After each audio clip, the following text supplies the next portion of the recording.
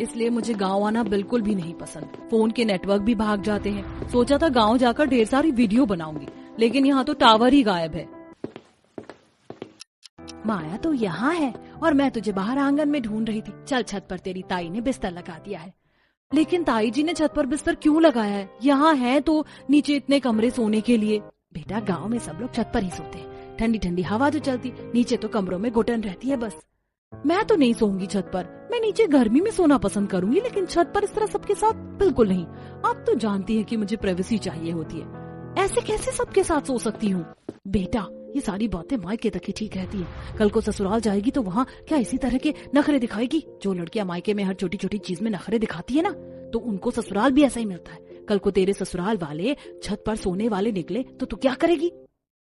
चाची जी, गांव में लोग छत पर सोते हैं, ना कि शहरों में। और मैं शादी गांव में नहीं बल्कि शहर में करूंगी, जहां लोग कमरों के अंदर सोते हैं। इतना कहकर माया सामने वाले कमरे में चली जाती है और दरवाजा बंद कर गर्मी में ही सो जाती है। समय गुजरता है और अब माया का कॉलेज कंप्लीट हो जाता है। माया के माता पिता शहर में ही एक अच्छे घर में माया का रिश्ता कर देते हैं और कुछ ही वक्त में माया की शादी हो जाती है। पता है माया, मैं कब से इस दिन का इंतजार कर रहा था।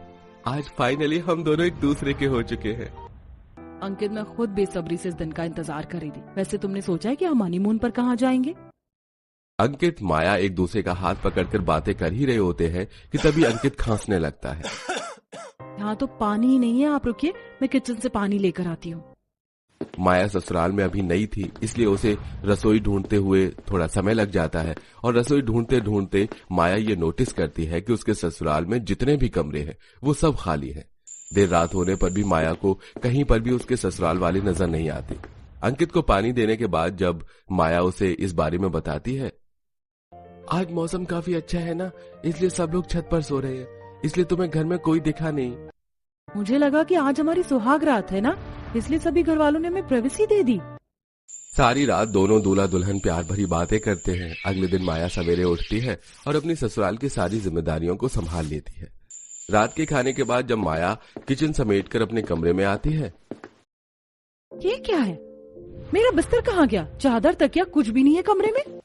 भाभी, आपके कमरे से बिस्तर मैं ले गई थी छत पर लगाने के लिए। अब आप भी सारी लाइट्स बंद करके छत पर आ जाइए। लेकिन छत पर क्यों? अरे भाभी, वो क्या है ना, हम लोग ज्यादातर छत पर सोते हैं और आज तो मौसम भी काफी अच्छा है, ठंडी ठंडी हवाएं चल रही है। चलिए, अब आप भी आ जाइए। माया जब छत पर जाती है तो देखती है कि पूरी छत पर उसके सभी ससुराल वाले बिस्तर बिछाकर बैठे हुए हैं और सोने की तैयारी कर रहे हैं। चलो, अब तो हमारी बहू भी आ गई, अब हम सब एक साथ छत पर सोएंगे। नहीं माँ जी, मैं छत पर नहीं सो सकती। मुझे इस तरह छत पर सोना बिल्कुल भी नहीं पसंद है। अरे बहू, तो हम कौन सा रिश्तेदारों के साथ या किसी और की छत पर सो रहे हैं? हमारी अपनी छत है, तो भला सोने में क्या शर्म? माँ जी, मैं अपनी जिंदगी में कभी छत पर नहीं सोई। यहाँ तक कि जब मैं गाँव जाती थी तब भी मैं अकेले नीचे घर में ही सोती थी। भले ही बाकी सब लोग बाहर छत पर क्यों ना सोएं, मैं नहीं सो सकती इस तरह छत पर। माया, क्यों बहस कर रही हो? हम सब भी तो सो रहे हैं ना, तो तुम्हें सोने में क्या दिक्कत है? चुपचाप से आकर सो जाओ और बहस मत करो। हम सभी को सुबह जल्दी उठना है। अपने पति के कहने पर न चाहते हुए भी माया को अब अपने बिस्तर पर जाकर सोना पड़ता है। माया के ससुराल वालों को तो छत पर सोने की आदत थी, लेकिन माया आज से पहले कभी छत पर नहीं सोई थी, जिसके चलते उसे काफी अजीब लगता है। ये लोग इतने आराम से पैर फैलाकर सो रहे हैं, मैं तो पैर भी ठीक से खोल नहीं पा रही हूँ। हिलने में भी काफी अजीब सा लग रहा है। ऊपर से ससुर जी और देवर जी भी यहीं सो रहे हैं। इन लोगों में क्या जरा भी शर्म नहीं है कि नई नवेली बहू को इस तरह छत पर नहीं सुलाना चाहिए? माया सारी रात ठीक से सो नहीं पाती और ऐसे ही अगला दिन आ जाता है। सुबह होते ही माया जल्दी से नीचे आ जाती है और घर के कामों में लग जाती है। फिर जैसे ही रात होती है तो इस बार भी न चाहते हुए माया को छत पर सोने के लिए जाना पड़ता है। लेकिन आज का मौसम और दिन के मौसम के हिसाब से काफी अलग था। ठंडी ठंडी हवाओं की बजाय आज काफी आंधी तूफान भरी हवाएं चल रही थी। आंधी चलनी शुरू हो गई है। मेरे ख्याल से अब हमें नीचे चलना चाहिए। देखिए ना कैसे बार बार चादर उड़ रही है, चटाई भी इधर से उधर हो रही है। अरे बहू, तो इतनी ठंडी ठंडी हवाओं को आंधी कैसे कह सकती है? फिर थोड़ी देर पहले तक मुझे कितना पसीना आ रहा था, लेकिन अब देख तुझे, क्या ठंडी हवाएं पसंद नहीं है? और नहीं तो क्या बहू, और रही चादर और चटाई की बात तो उन्हें अच्छे से पकड़ कर बैठो, नहीं उड़ेगी। कौन सा तूफान आ गया है? माया के ससुराल वाले तो इस आंधी को काफी एंजॉय करते हैं, लेकिन वहीं माया बार बार परेशान होती है। कभी उसकी चादर उड़ती तो कभी चटाई, तो कभी बार बार मिट्टी माया की आंखों में आने लगती। हे भगवान, क्या मुसीबत है। मैं वैसे ही छत पर सोकर कम परेशान थी, जो अब आंधी भी चलने लग गई। जून जुलाई का महीना, ऐसे आंधी तो अक्सर आएगी। मेरा क्या होगा। ऐसे ही कुछ दिन गुजर जाते हैं, लेकिन माया को हर रात आंधी तेज हवा में छत पर सोना पड़ता। आज भी माया जैसे तैसे करके आंधी में सोने की कोशिश करती है कि तभी अब तेज आंधी के साथ साथ बारिश भी शुरू हो जाती है। अरे आप लोग क्यों बारिश में भीग रहे हैं? नीचे नहीं चलना है क्या? मौसम की पहली बारिश है, ये जरा भी भीगेंगे ना तो हम सब बीमार पड़ जाएंगे। जल्दी से बिस्तर उठाइए और नीचे चलिए। भाभी, आप कैसी हैं? इतने सुहाने और अच्छे मौसम को छोड़कर आपको नीचे जाने का मन कैसे कर रहा है? माँ, मैं तो कह रही हूँ कि आज हम बारिश में भीगते भीगते सोते, शरीर की सारी गर्मी भी उड़नछू हो जाएगी। माँ, आंचल बिल्कुल ठीक कह रहे हैं। कितने समय के बाद तो हम बारिश में भीग रहे हैं। इतनी ठंडी बारिश को छोड़कर नीचे जाने का तो मन भी नहीं करता। लगता है इन लोगों का मानसिक संतुलन हिला हुआ है। बारिश में भीगना तो सुना था, लेकिन बारिश में इस तरह सोता कौन है? खुद तो बीमार पड़ेंगे ही, मुझे भी बीमार करके ही छोड़ेंगे। अपने ससुराल वालों के चलते माया को भी अब बारिश में ही सोना पड़ता है। अगले दिन माया जब खुद को आईने में देखती है तो उसके शरीर पर छोटे छोटे लाल दाने निकल आई थी, और साथ ही माया को अब हल्का हल्का बुखार भी महसूस होने लगा था। खुद तो बीमार हुए, साथ में मुझे भी बीमार कर दिया। इन लोगों का क्या है, पूरा दिन तो कमरे में ही बैठे रहेंगे, लेकिन घर के काम तो मुझे करने हैं ना। 5 मिनट के लिए क्या बैठ जाओ तो सर पर चढ़कर तांडव करने लगते हैं। बहू ये नहीं किया, बहू वो नहीं किया। अरे बहू हूँ, कोई रोबोट नहीं। इंसान रोबोट को भी थोड़ी देर के लिए आराम करने के लिए छोड़ता है, लेकिन ये लोग तो इतने गए गुजरे हैं कि पूछो मत। ना दिन में सुकून मिलता है, ना रात में चैन। दिन में घर के कामों से परेशान हो और रात में आंधी बारिश से।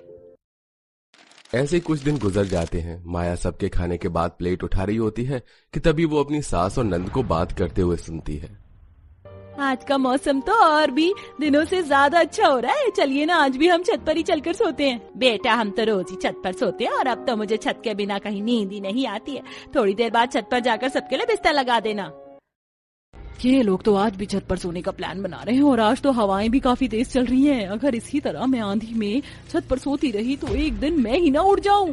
कुछ सोच माया, कुछ सोच। जल्दी से किचन का काम खत्म करके माया अपने कमरे में जाती है और पैर पर गर्म पट्टी बांधकर बैठ जाती है। तभी कलावती माया के कमरे में आती है। 10 मिनट पहले तो बिल्कुल ठीक थी, अचानक तेरे पैर पर गर्म पट्टी कैसे बन गई? क्या बताऊं माँ जी, सोचा था आज सोने से पहले जाकर नहा लूंगी, लेकिन जैसे ही बाथरूम में नहाने गई अचानक पैर मुड़ गया। काफी दर्द हो रहा है, लगता है सुबह तक ही ठीक होगा। ऐसे दर्द में तो चला भी नहीं जा रहा है, न जाने छत पर कैसे सोऊंगी। कोई बात नहीं बहू, एक काम कर, तू आज नीचे ही सो जा। अब दर्द है तो कहाँ सीढ़ियों से चढ़कर ऊपर जाएगी।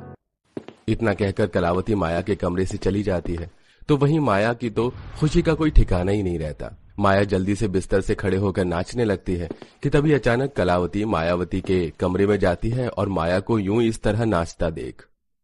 अभी तो तेरे पैर में मोच आई थी और अब तू नाच रही है। ये सब नाटक था ना कि छत पर सोना ना पड़े। माँ जी वो चुप कर। वो तो अच्छा हुआ कि मुझे याद आया कि मैंने तुझे शाम को अपनी साड़ी दी थी रखने के लिए। कहाँ रखी है यही पूछने के लिए मैं आ रही, और तेरी असलियत देख ली। बहू तो इतनी ड्रामेबाज निकलेगी ये नहीं पता था मुझे। अब जल्दी से बिस्तर उठा और छत पर आ जा, और हाँ, सारी लाइट्स अच्छे से बंद करके आना। कल भी हॉल की लाइट जली हुई थी। बेचारी माया मन ही मन रोते हुए बिस्तर उठाती है और आज भी छत पर सोने के लिए चली जाती है। और ऐसे ही कुछ दिन और गुजर जाते हैं। हर दिन की तरह माया आज भी छत पर सो रही होती है कि तभी आसमान में बिजली गरजने की आवाज से माया घबराकर उठ जाती है। भगवान, कितनी तेज तेज बिजली गरज रही है, कहीं मुझ पर बिजली गिर गई तो। मैंने सुना था कि मेरे जैसी एक लड़की छत पर सो रही थी और उस पर बिजली गिर गई। बेचारी इतनी बुरी मौत मरी थी, लेकिन मैं बिजली से जलकर इतनी बुरी मौत नहीं मरना चाहती। अब कुछ न कुछ तो जुगाड़ लगाना ही पड़ेगा। अगली सुबह सबके नीचे आ जाने के बाद माया छत के गेट पर ताला लगा रही होती है कि तभी उसे तरकीब सूझती है और वो चाबी छुपा देती है। रात होने पर जब सब छत पर सोने के लिए जाते हैं तो देखते हैं कि छत के दरवाजे पर ताला लगा हुआ है। अरे भाभी, आपने अभी तक ये ताला खोला नहीं छत का, जल्दी से खोलिए ना। वो मुझे याद नहीं आ रहा है कि ताला लगाने के बाद मैंने छत की चाबी कहाँ रख दी थी। शायद मुझसे कहीं चाबी खो गई है। भाभी, क्या किया आपने? छत के ताले की चाबी खो दी? हमारे पास तो एक्स्ट्रा चाबी भी नहीं है, अब बिना चाबी के हम ताला कैसे खोलेंगे? ये ताला भी काफी ज्यादा मजबूत है, इसे तो तोड़ भी नहीं सकते, और इतनी रात को कोई चाबी वाला भी नहीं मिलेगा। अब क्या ही कर सकते हैं, लगता है नीचे ही सोना पड़ेगा। कोई बात नहीं, जब ताला खुल जाएगा तब सो जाएंगे छत पर। अब इस चक्कर में नींद तो खराब नहीं कर सकते ना। किसी की नींद खराब करने की जरूरत नहीं है, हम छत पर ही सोएंगे।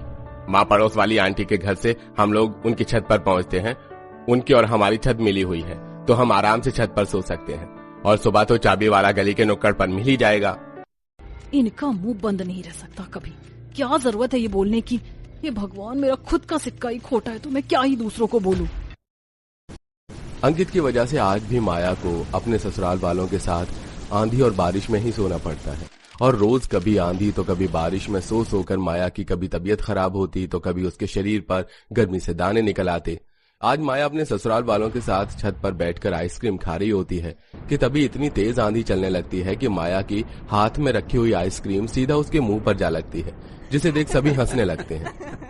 ये क्या बहू, सारी आइसक्रीम तो तेरे नाक पर लग गई क्या? तुझे पता नहीं आइसक्रीम मुंह से खाते नाक से नहीं। भाभी, आप तो किसी छोटे बच्चे की तरह आइसक्रीम खाती हैं। आकाश, जल्दी से भाभी की फोटो लो ना, भाभी कितनी फनी लग रही है। मैं तो इसे स्टोरी पर भी लगाऊंगी। भाभी जल्दी से चीज करिए। माया को गुस्सा तो बहुत आता है, लेकिन वो बेचारी अब कर ही क्या सकती थी। कुछ समय और गुजरता है और ये सिलसिला यूं ही चलता रहता है। ये देखिए जी, इस महीने भी हमने कितने सारे पैसों की बचत की है। कहा साल भर पहले हम 20-25 हजार का बिजली का बिल भरते थे, और अब देखिए मुश्किल से 1-2 हजार ही बिजली का बिल आता। मैं तो सोच रही हूँ कि हम इन बचे हुए पैसों से जल्दी एक जमीन खरीद लेते और उस पर एक बड़ा सा घर बनाएंगे और उसे किराए पर चढ़ा देंगे। धीरे धीरे कर सारे पैसे भी वसूल हो जाएंगे और मुनाफा ही मुनाफा होगा। क्या बात है मेरी करावती, जैसे जैसे तुम दिन पर दिन बुढ़ी होती जा रही हो उतनी ही समझदार वाली बातें करती हो। तो मेरा तो दिल खुश कर दिया तुमने। सारे देश भर में पहली पत्नी अच्छी है जो अपने पति के इतने पैसे बचाती है। और नहीं तो क्या, वरना हम पागल थोड़ी ना है कि आंधी तूफान बारिश में भी छत पर सोएं। अरे हमारा भी तो नीचे सोने का मन करता है, लेकिन 4 पैसे बचेंगे तभी तो आगे चलकर काम आएंगे। लेकिन अब तो इस तरह की सोने की आदत सी हो गई है, बस एक बहू ही है जो इतने नखरे करती है। फिक्र मत करिए, धीरे धीरे उसे भी आदत पड़ जाएगी। उसे क्या, हम तो अपने पोता पोती को भी यही आदत डालेंगे। अब तो पैसा ही पैसा होगा। अपने सास ससुर की ये सारी बातें माया सुन लेती है, जिसे सुन उसे 440 वोल्ट का झटका लगता है। अच्छा, तो अब मैं समझी कि क्यों ये मेरे ससुराल वाले छत पर सोते, ताकि इनकी बिजली बच सके। तभी तो इतने बड़े घर में एक भी एसी नहीं है, और जो कूलर है उसे भी माँ जी दिन में मुश्किल से एक बार चलाती है। अब कुछ ना कुछ तो करना पड़ेगा, वरना ये लोग तो अपनी हरकतों से बाज नहीं आएंगे। सही कहा है किसी ने, अगर घी सीधी उंगली से ना निकले तो उंगली टेढ़ी कर लेनी चाहिए, लेकिन इस बार मैं उंगली टेढ़ी करने की बजाय घी को ही गैस पर रख दूंगी। रात का समय होता है, सभी लोग छत पर सो रहे होते हैं। माया की नंद आंचल सोने के समय अपना फोन तकिए के साइड पर रख देती है और सो जाती है। सबके सोते ही माया चुपके से आंचल का फोन उठाती है और नीचे आ जाती है। माफ करना आंचल, मुझे पता है तुम्हें अपना फोन कितना प्यारा है, लेकिन अब जब तक मैं ये नहीं करूंगी तब तक तुम सबकी छत पर सोने की गंदी आदत भी खत्म नहीं होने वाली। माया आंचल के फोन का ट्रैकर ऑफ कर देती है और उसके फोन से सिम निकालकर फोन बंद करके उसे स्टोर रूम में छुपा देती है। अगले दिन जब आंचल सोकर उठती है तो उसे छत पर कहीं पर भी अपना फोन नहीं मिलता, जिससे आंचल काफी परेशान हो जाती है और इधर उधर अपना फोन ढूंढने लगती है। आखिरकार मेरा फोन कहाँ चला गया? कहीं किसी चोर ने मेरा फोन तो नहीं चोरी कर लिया? बेटा अच्छे से ढूंढ, क्या पता तू इधर उधर रखकर भूल गई हो। नीचे ढूंढा जाकर तूने? अरे माँ, किससे समझदारी वाले बातें कर रही हो आप? ये तो एक नंबर की बेवकूफ है। ये चौथा फोन है जो इसने खोया है। तू चुप कर, तूने दिलाया तो मुझे वो फोन जो मुझ पर चिल्ला रहा है। एक तो मेरा फोन खो गया, ऊपर से तू मुझे ही सुना रहा है। ये नहीं कि जाकर मेरा फोन ढूंढ। मैंने छत पर नीचे पूरे घर में अच्छे से ढूंढ लिया, लेकिन कहीं पर भी मेरा फोन नहीं मिला। आखिर कहाँ गया मेरा फोन? आंचल को इस तरह परेशान होता देख माया को भी काफी ज्यादा बुरा लगता है, लेकिन कहीं न कहीं माया का ये कदम सभी परिवार वालों की भलाई के लिए ही था। 2 दिन बाद फिर से जब सब छत पर सो रहे होते हैं तो माया अपने ससुर और पति का फोन लाकर छत पर उनके पास रख देती है, जिससे जब रात में बारिश होती है तो फोन पानी में भीगने की वजह से खराब हो जाते हैं।